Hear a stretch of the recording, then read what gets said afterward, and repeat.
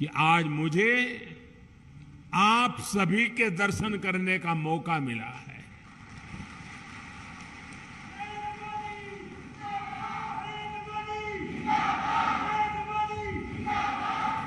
माणा गांव भारत के अंतिम गांव के रूप में जाना जाता है,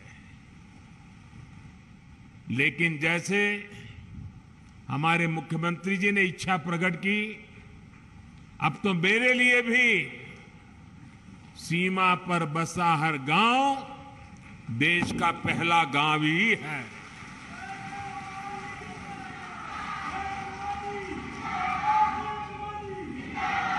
सीमा पर बसे आप जैसे सभी मेरे साथी देश के सशक्त प्रहरी हैं। और मैं आज माणा गांव को पुरानी यादें ताजा करना चाहता हूं। शायद कुछ पुराने लोग हो, उनको याद हो, मैं कोई मुख्यमंत्री बन गया, प्रधानमंत्री बन गया, इसलिए सीमा के इस पहले प्रहरी गांव को याद कर रहा हूं, ऐसा नहीं है। आज से 25 साल पहले जब मैं उत्तराखंड में भारतीय जनता पार्टी के एक कार्यकर्ता के रूप में काम करता था, न कोई मुझे ज्यादा जानता था, न मेरा उस प्रकार का कोई पब्लिक लाइफ था। मैं संगठन के लोगों के बीच में ही अपना जीवन गुजारता था, काम करता था। और उस समय माणा में मैंने उत्तराखंड भाजपा की कार्य समिति की मीटिंग बुलाई थी। तो मेरे उत्तराखंड के सारे कार्यकर्ता मेरे से बहुत उस समय नाराज थे, प्रश्न पूछते थे, साहब इतना दूर कितनी मेहनत से जाना पड़ेगा, कितना समय जाएगा। मैंने कहा, भाई जिस दिन उत्तराखंड बीजेपी के दिल में माणा का महत्व पक्का हो जाएगा ना, उत्तराखंड की जनता के दिल में भाजपा के लिए महत्व बन जाएगा। और उसी का परिणाम ये माणा गांव की मिट्टी की ताकत है। ये माणा गांव के मेरे भाइयों बहनों का आदेश है, आशीर्वाद है कि आज लगातार आपके आशीर्वाद बने रहते हैं। और मैं तो उत्तराखंड में नई सरकार बनने के बाद सार्वजनिक कार्यक्रम में पहली बार बोल रहा हूं। तो मैं आज जब यहां आया हूं और माणा की धरती से मैं पूरे उत्तराखंड के भाई बहनों को, हम सबको दोबारा सेवा करने का मौका दिया है, इसलिए हृदय से आभार व्यक्त करता हूं।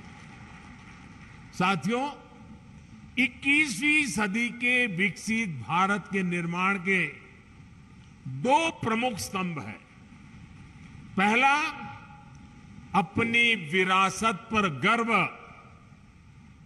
और दूसरा, विकास के लिए हर संभव प्रयास। आज उत्तराखंड इन दोनों ही स्तंभों को मजबूत कर रहा है। आज सुबह मैंने बाबा केदार की और बाद में बद्रीनाथ विशाल के चरणों में जाके प्रार्थना की, और साथ साथ, क्योंकि परमात्मा ने मुझे जो काम दिया है वो भी मुझे करना होता है, और मेरे लिए तो देश के 130 करोड़ की जनता वो भी परमात्मा का रूप है। और इसलिए मैंने विकास कार्यों की भी समीक्षा की। और अब आपके बीच आकर मुझे 2 रोपवे प्रोजेक्ट के शिलान्यास का सौभाग्य मिला है। इससे केदारनाथ जी और गुरुद्वारा हेमकुंड साहब के दर्शन करना और आसान हो जाएगा। गुरु ग्रंथ साहब की हम पर कृपा बनी रहे, सभी पूज्य गुरुओं पे हम पर कृपा बनी रहे कि ऐसा पवित्र कार्य करने का गुरुओं के आशीर्वाद से हमें अवसर मिला है। बाबा केदार के आशीर्वाद बने रहे। और आप कल्पना कर सकते हैं, ये रोपवे ने खंबे, तार, अंदर बैठने के लिए कार, इतना मात्र नहीं है। ये रोपवे तेज गति से आपको बाबा के पास ले जाएगा, इतना नहीं है।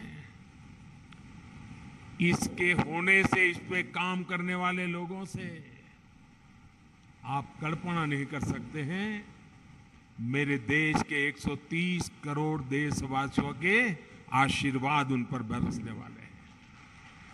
हेमकुंड साहब पे दुनिया भर में गुरु ग्रंथ साहब की पवित्र पूजा करने वाले जितने भी मेरे भाई बहन हैं, आज हमें आशीर्वाद बरसाते होंगे कि आज हेमकुंड साहब तक का ये रोपवे बन रहा है। आप कल्पना नहीं कर सकते इसकी ताकत क्या है। अब देखना, आज यूके हो, जर्मनी हो, कनाडा हो, वहां पर उत्सव मनाया जाएगा, क्योंकि अब हेमकुंड साहब तक जाने का रोपवे बन जाएगा। और समय तो बचेगा, भक्ति में मन और ज्यादा लगेगा। विकास के इन सभी प्रोजेक्ट्स के लिए उत्तराखंड को और देश विदेश के हर आस्थावान श्रद्धालु को मैं आज बहुत बहुत बधाई देता हूं। और गुरुओं की कृपा बनी रहे, बाबा केदार की कृपा बनी रहे, बद्री विशाल की कृपा बनी रहे, यही, और हमारे सभी श्रमिक साथियों को भी शक्ति मिले ताकि वे भी पूरी ताकत से समय सीमा में इस काम को पूरा करें।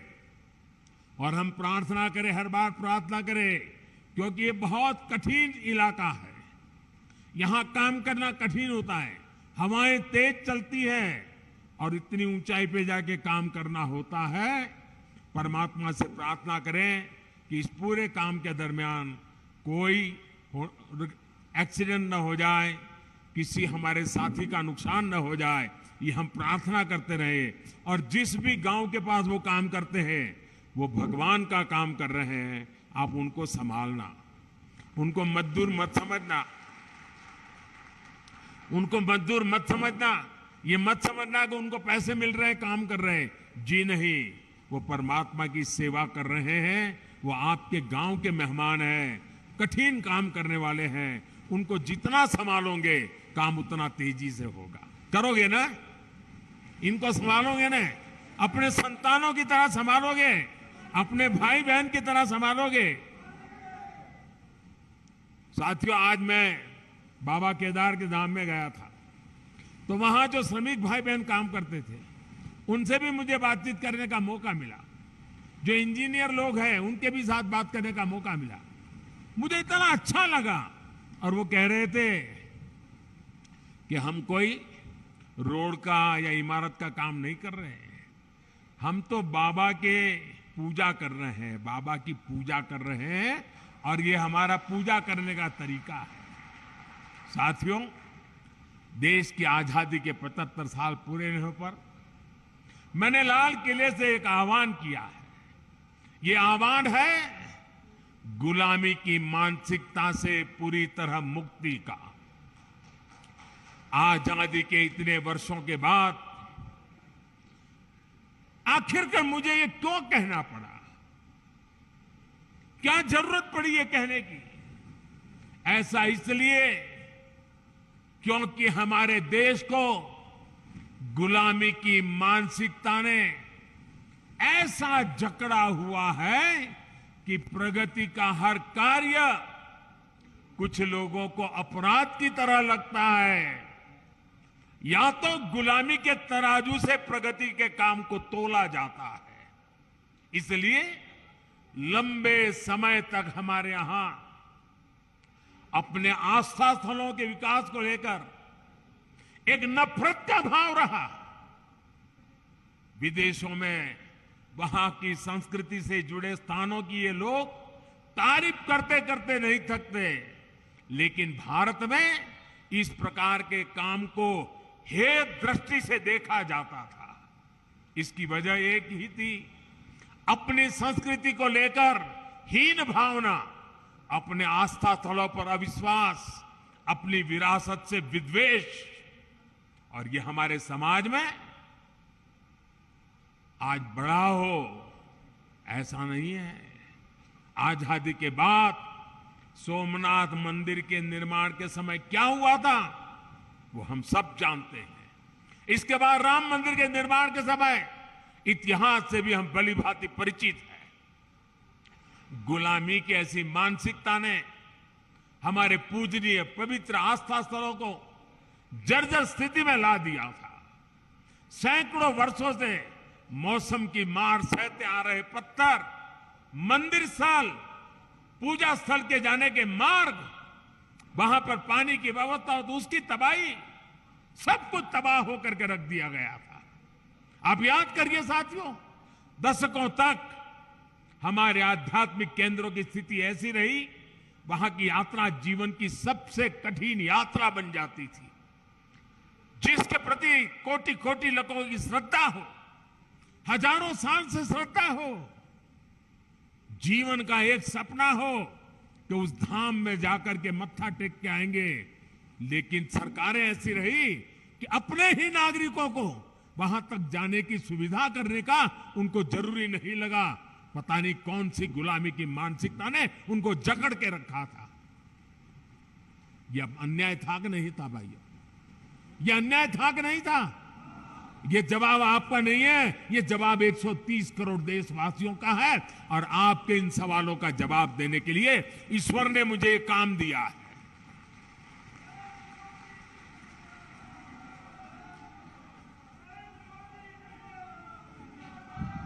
भाइयों बहनों, इस उपेक्षा में लाखों करोड़ों जन भावनाओं के अपमान का भाव छिपा था।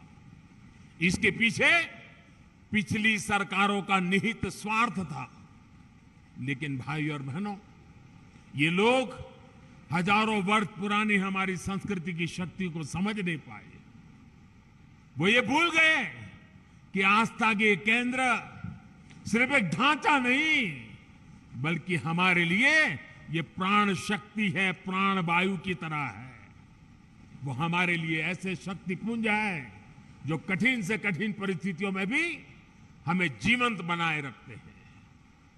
उनकी गौर उपेक्षा के बावजूद ना तो हमारे आध्यात्मिक केंद्रों का महत्व कम हुआ, ना ही उन्हें लेकर हमारे समर्पण भाव में कोई कमी आई। और आज देखिए, काशी, उज्जैन, अयोध्या, अनगिनत ऐसे श्रद्धा के केंद्र अपने गौरव को पुनः प्राप्त कर रहे हैं। केदारनाथ, बद्रीनाथ, हेमकुंड साहब, वे भी श्रद्धा को संभालते हुए आधुनिकता से उसकी सुविधाओं से जोड़ा जा रहा है। अयोध्या में इतना भव्य राम मंदिर बन रहा है। गुजरात के पावागढ़ में मां कालिका के मंदिर से लेकर देवी विंध्याचल के कॉरिडोर तक भारत अपने सांस्कृतिक उत्थान का आह्वान कर रहा है। आस्था के इन केंद्रों तक पहुंचना अब हर श्रद्धालु के लिए सुगम और सरल हो रहा है। और जो व्यवस्थाएं विकसित हो रही है वो हमारे बड़े बुजुर्गों के लिए तो सुविधा है, लेकिन मुझे विश्वास है मेरे देश की नई पीढ़ी 12, 15, 18, 20, 22 साल के नौजवान बेटे बेटियां, उनके लिए भी ये श्रद्धा का आकर्षण का केंद्र बनेंगे। वो हमारी नीति होनी चाहिए। अब हमारे दिव्यांग साथी भी इन स्थानों पर जाकर दर्शन कर रहे हैं। मुझे याद है, मैंने जब गिरनार में रोपवे बनाया, 80-80 साल के माता पिता ऐसे बुजुर्ग लोग वहां आने के बाद मुझे चिट्ठी लिखते थे कि कभी सोचा नहीं था कि गिरनार पर्वत पे जाकर के तीर्थ क्षेत्रों की हम पूजा दर्शन कर पाएंगे। आज वो इतने आशीर्वाद दे रहे हैं। एक रोपवे बनाया। साथियों, इस ताकत को कई लोग पहचान ही नहीं पाते। आज पूरा देश अपने आध्यात्मिक केंद्रों को लेकर गर्व के भाव से भर गया है। उत्तराखंड की ये देवभूमि स्वयं इस परिवर्तन की साक्षी बन रही है। डबल इंजन की सरकार बनने से पहले केदारनाथ में एक सीजन में ज्यादा से ज्यादा 5 लाख श्रद्धालु आया करते थे। अब इस जीवन सीजन में ये संख्या मुझे बता रहे हैं 45 लाख। अब देखिए साथियों, आस्था और आध्यात्म के स्थलों के इस पुनर्निर्माण का एक और पक्ष है जिसकी उतनी चर्चा नहीं हो पाती है। ये पक्ष है पहाड़ के लोगों की ईज ऑफ लिविंग का, पहाड़ के युवाओं को रोजगार का। जब पहाड़ पर रेल, रोड और रोप पे पहुंचते हैं तो अपने साथ रोजगार लेकर के आते हैं। जब पहाड़ पर रेल और रोड और रोप पे पहुंचते हैं तो ये पहाड़ का जीवन भी जानदार, शानदार और अधिक आसान बना देते हैं। ये सुविधाएं पहाड़ पर टूरिज्म भी बढ़ाती हैं, ट्रांसपोर्टेशन भी आसान करती है। अब तो हमारी सरकार ड्रोन को भी पहाड़ों पर सामान के ट्रांसपोर्ट का प्रमुख साधन बनाने पर काम कर रही है, क्योंकि आजकल ड्रोन आते हैं 20 किलो, 25 किलो, 50 किलो तक सामान उठा करके तेज गति से दूसरी जगह पे उतार देते हैं। हम उसको लाना चाहते हैं क्योंकि आपके यहां जो फल सब्जी पैदा होती है वो ताजा ताजा बड़े शहरों में पहुंचे ताकि आपको ज्यादा कमाई हो। और मैं आज हिंदुस्तान के सीमा पर देश की रक्षा कर रहे गांववासियों के बीच आया हूं। तब अभी मैं आप जो हमारी माताएं बहनें, सेल्फ हेल्प ग्रुप की बहनें जो उत्पादन पैदा करती है, जो मसाला, वो पहाड़ी नमक, ये सारी चीजें मैं देख रहा था और पैकेजिंग वगैरह में सचमुच में मेरा मन बड़ा प्रसन्न कर गया जी।